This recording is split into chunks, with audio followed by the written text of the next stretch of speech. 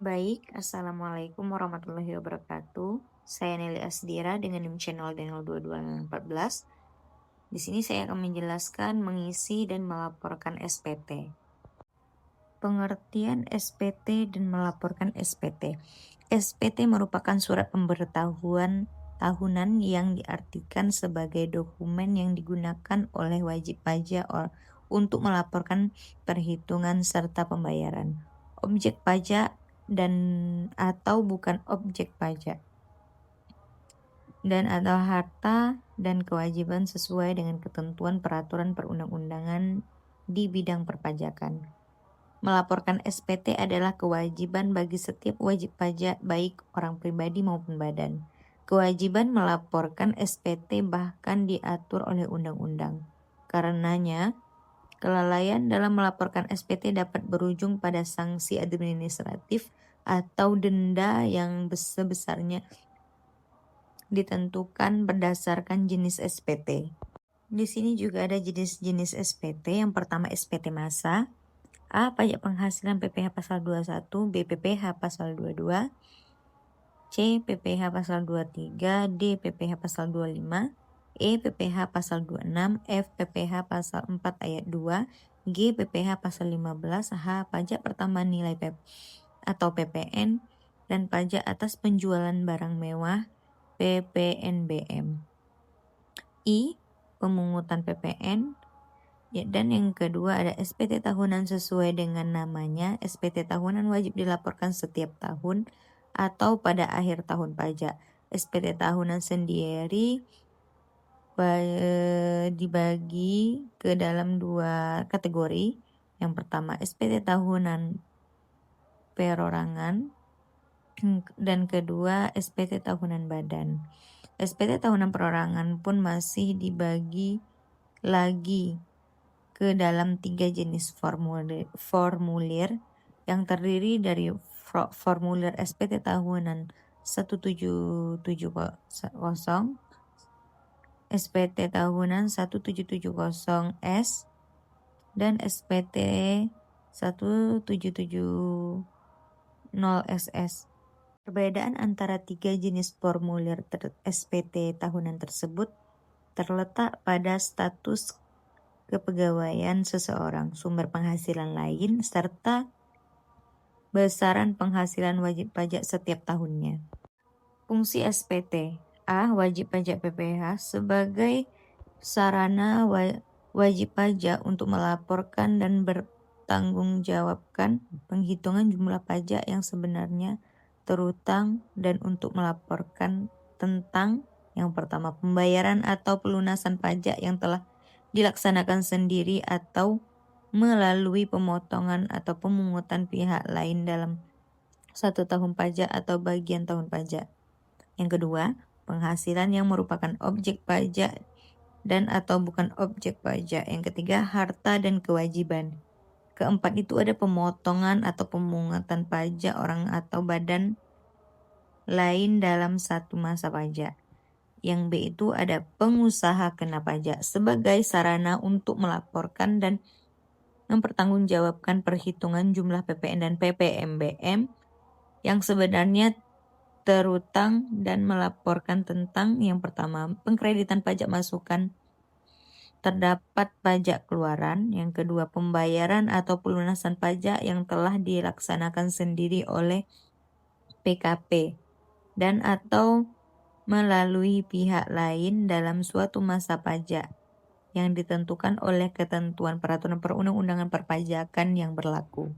Nah, di sini ada cara menyampaikan SPT pajak.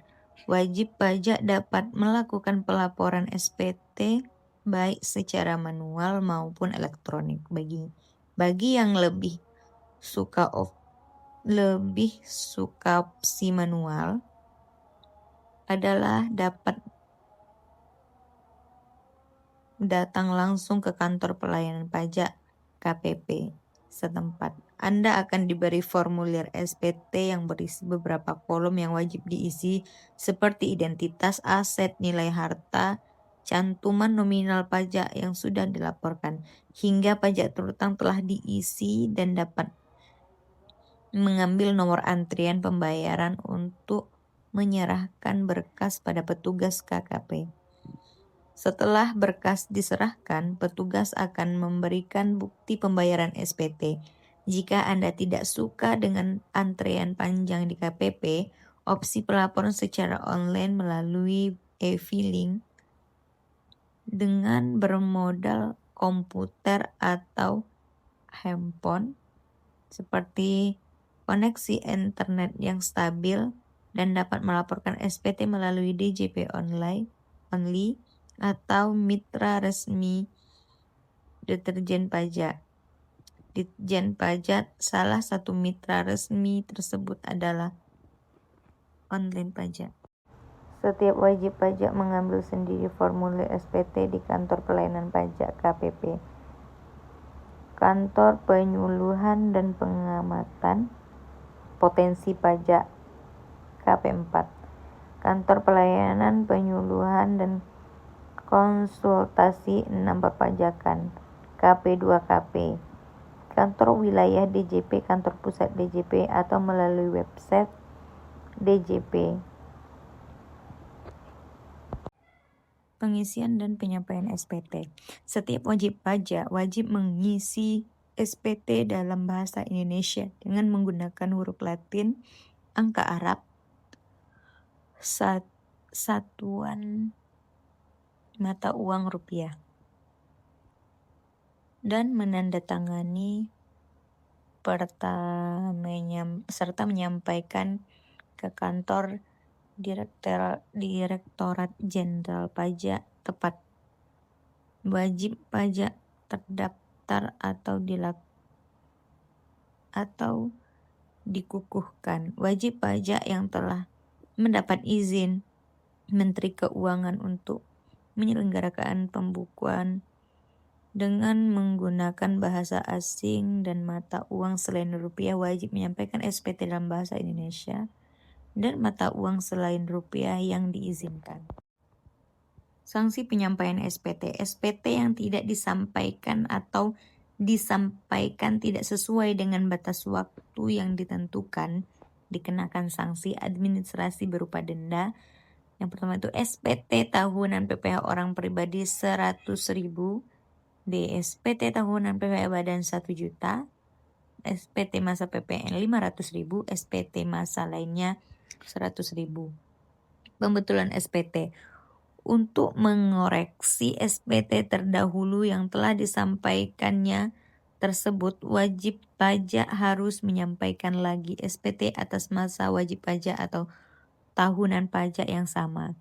Tindakan ini biasanya disebut pembetulan SPT dan SPT yang disampaikannya disebut SPT pembetulan. Ketentuan yang mengatur tentang pembetulan SPT ini adalah pasal 8 ayat 1 sampai dengan ayat 6 Undang-Undang Nomor 6 Tahun 1983 sebagaimana telah diubah terakhir dengan Undang-Undang Nomor 28 Tahun 2007. Undang-undang ini selanjutnya saya singkat menjadi UU KUP.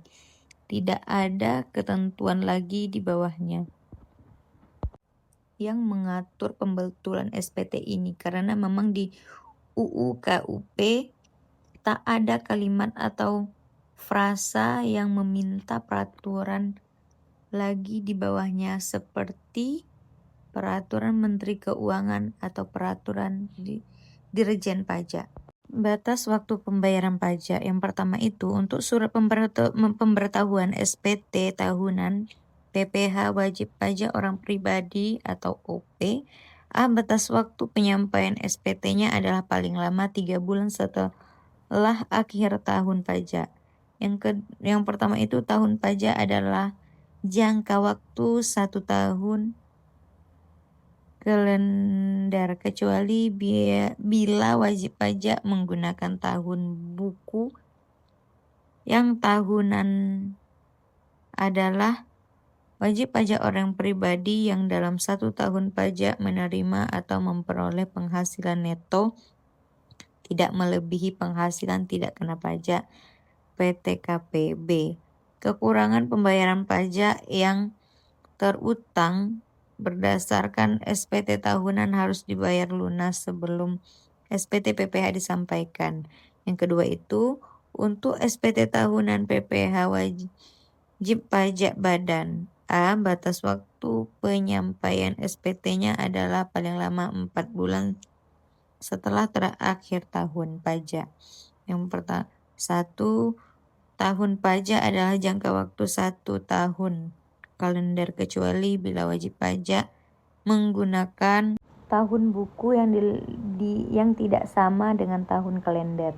B. Kekurangan pembayaran pajak yang terutang berdasarkan SPT tahunan PPh harus dibayar lunas sebelum SPT PPh disampaikan. Baik, itulah yang dapat saya sampaikan. Kurang dan lebih saya mohon maaf. Wassalamualaikum warahmatullahi wabarakatuh.